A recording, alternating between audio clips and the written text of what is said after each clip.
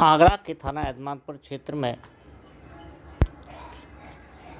एक व्यक्ति के द्वारा एक हॉस्पिटल संचालक पर फर्जी तरीके से मुकदमा दर्ज कराने और खेत पर कब्जा करने का आरोप लगाते हुए पुलिस कमिश्नर को प्रार्थना पत्र दिया है। उसका आरोप है कि आरोपी हॉस्पिटल संचालक ब्याज का काम करता है, दमंग किस्म का व्यक्ति है। वह पहले उसके यहाँ नौकरी करता था और उससे ब्याज पर पैसे लिए थे। आरोपी हॉस्पिटल संचालक के द्वारा इसी का फ़ायदा उठाते हुए उससे खेत गिरवी के बहाने खेत को ज़बरदस्ती बहनामा तहसील के कर्मचारियों से मिलकर के करा लिया है और अब उसने फर्जी तरीके से खेत पर कब्जा करने का आरोप लगाते हुए एक फर्जी मुकदमा भी दर्ज करा दिया है।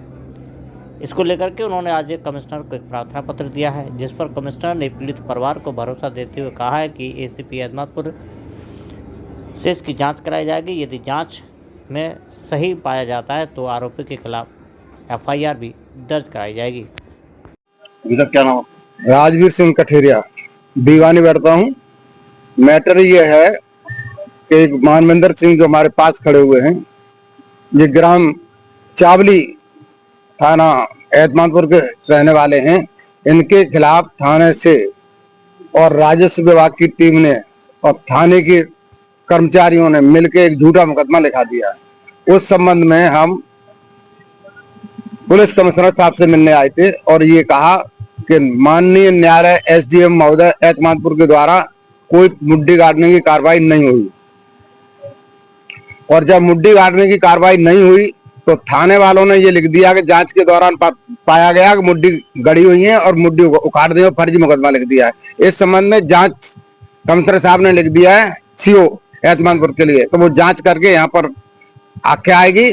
आख्या आने के बाद 182 सीआरपीसी की जो बदली हुई धारा है 202 BNSS, उसके तहत कार्रवाई इनके खिलाफ होनी चाहिए और होगी। ये बताइए, मुकदमा किन लोगों ने लिखवाया है? मुकदमा अरविंद कुमार चौहान हैं, जो इनके गांव के ही है, 100 फुटा पर टेढ़ी बगिया रोड पर रहते हैं। श्री जी रंजस भंजस नहीं है, वो पैसे वाले हैं, उद्योगपति हैं, धंधा करते हैं, बिजनेस करते हैं, पैसा ब्याज पे उठाते हैं। तो मानवेंद्र किस पद पे हैं? मानवेंद्र जिला पंचायत सदस्य हैं एतमादपुर क्षेत्र से।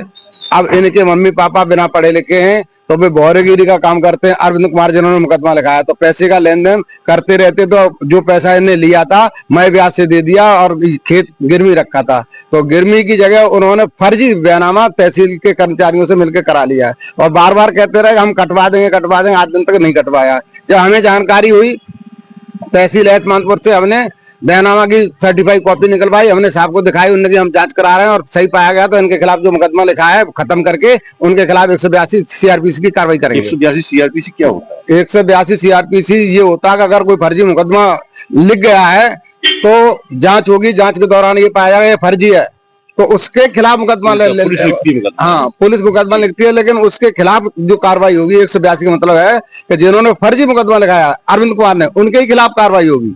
ये 182 और एक सीआरपीसी बदल गई है, उसकी BNSS 202 के तहत कार्रवाई होगी। क्या चाहते हो? अब हम ये चाहते हैं कि इनका मुकदमा खत्म किया जाए, उनके खिलाफ कार्रवाई चले।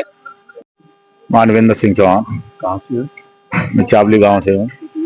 क्या समस्या है कमिश्नर? कमिश्नर साहब के यहाँ हम पर फर्जी मुकदमा लिख दिया गया है, तो हम कमिश्नर साहब के यहाँ जांच के लिए आए हैं कि महोदय, ये हमारे डॉक्टर अरविंद कुमार सिंह चौहान है, श्री जी हॉस्पिटल वाले, इन्होंने हमारे खिलाफ फर्जी मुकदमा लगाया है। ये हमारे बोरे हैं, इनसे हमारा लेन देन चलता रहा है, हमारी जमीन गिरवी रखी रही इनके यहाँ। अब ये हमारी जमीन को वापस नहीं कर रहे हैं, इसी चक्कर में इन्होंने राजस्व टीम से मिलके और पुलिस से मिलके फर्जी मुकदमा लिखा दिया है। खेत पे कोई मुड्ढी गाड़ने की कोई कार्रवाई हुई नहीं। इसका कोई सबूत है क्या? साक्ष्य? जी बिल्कुल साक्ष्य है, मैं आपको सब साक्ष्य दूंगा।